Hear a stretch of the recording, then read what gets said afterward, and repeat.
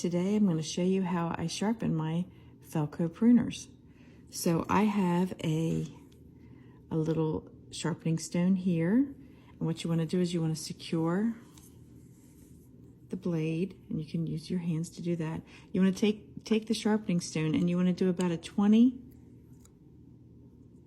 degree angle, 25 degree angle, and then you're going to make nice even strokes all the way down the blade. Sometimes I like to do it just one way until you feel like it's sharp. And a lot of times I go to the other side and I just do a couple swipes just to make sure there's no burrs on there. And then after that, then I get some oil out, put that on,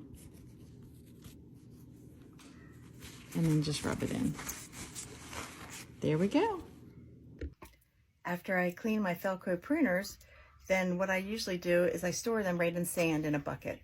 I store all of my implements in sand. It just helps to keep them clean and helps to keep them readily available for me to use.